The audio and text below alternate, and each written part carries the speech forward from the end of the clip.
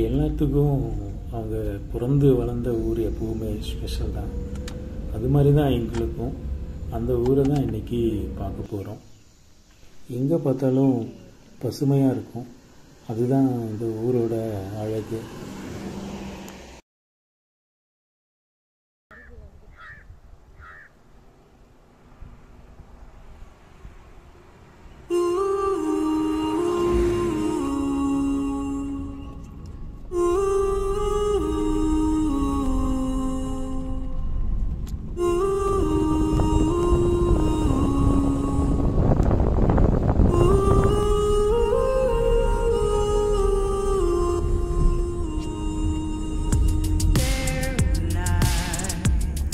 இன்றைக்கி இந்த ஊரை பற்றி தான் முழுமையாக பார்க்க போகிறோம்.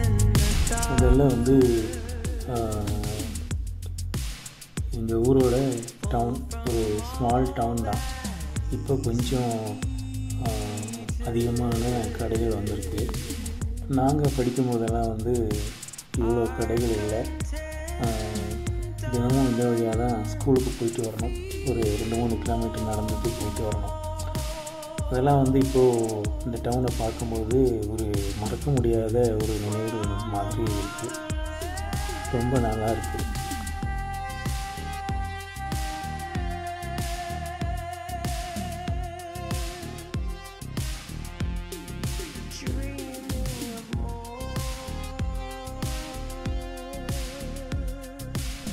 இங்கே பார்க்கக்கூடிய ஒவ்வொரு வீடுகளும் கடைகளும் பார்க்கும்போது அந்த காலத்தில் நடந்த சில விஷயங்கள் அப்படியே கண்ணுக்கு முன்னாடி வருது. அந்த நினைவுகள் இந்த ஒவ்வொரு இடத்துலையும் பதிவாகிருக்கு. அதை பார்க்கும்போது இப்போது ஞாபகம் வருது.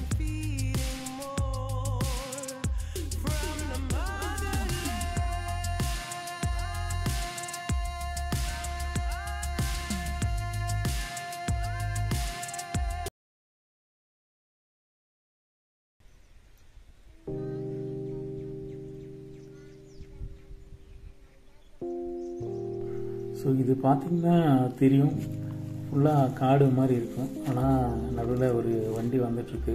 பார்க்கும்போதே தெரியுது. அவ்வளோ ஒரு அழகான ஒரு இடம் இது. தினமும் பார்த்து ரசித்த ஒரு இடம். அதே மாதிரி அங்கே தூரத்தில் ஒரு மலை தெரியுது. இது எங்கள் வீட்டிலேருந்து பார்க்கும்போது தினமும் அந்த மலையை பார்த்த அந்த ஞாபகம் இப்போ வருது.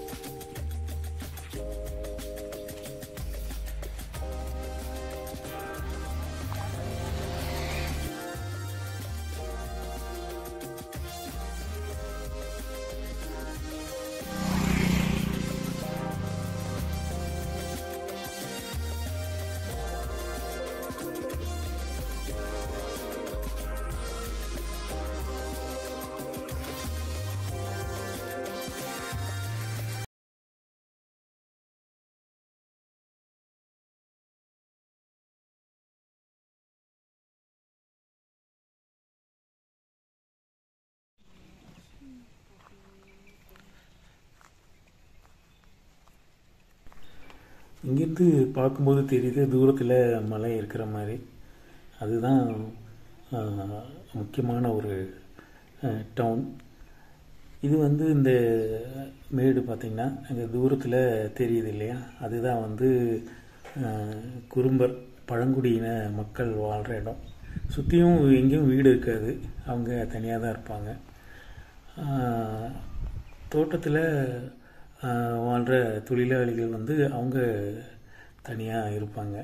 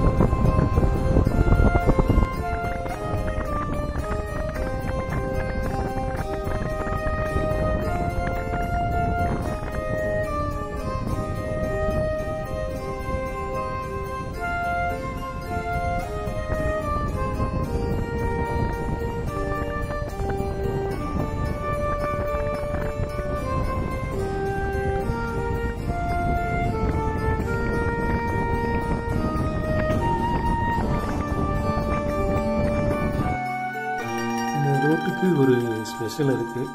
என்னென்னா ரோட்டோட 2 புறங்களிலும் கலர் கலரான பூக்கள் நிறைந்த மரங்கள் இருக்கும். நீங்கள் பார்க்கலாம். ஒரு red colour, orange, yellow, blue இந்த மாதிரி கலர்ஸில் ட்ரீஸ் அங்கே நிறையா இருக்கும். அது ரொம்ப அழகாக இருக்கும்.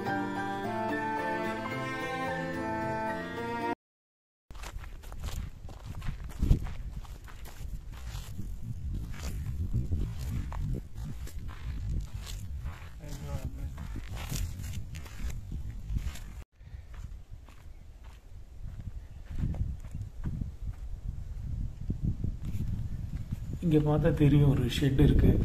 இது வந்து ஒரு சிமெண்ட்னால் கட்டப்பட்டது.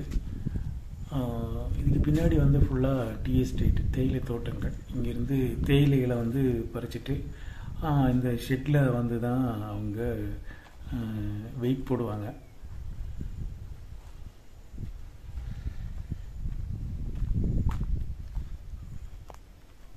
ஷெட்டு ரொம்ப பழசாக இருக்குது.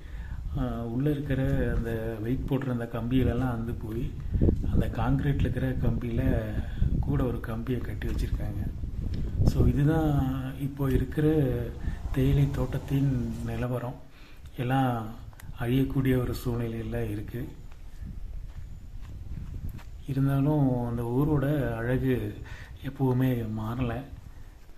ஒருவேளை தேயிலை தோட்டங்கள் இல்லாமல் போகலாம், ஆனால் அந்த ஊரோட நினைவுகள் எப்பவுமே எங்களை விட்டு போகாது.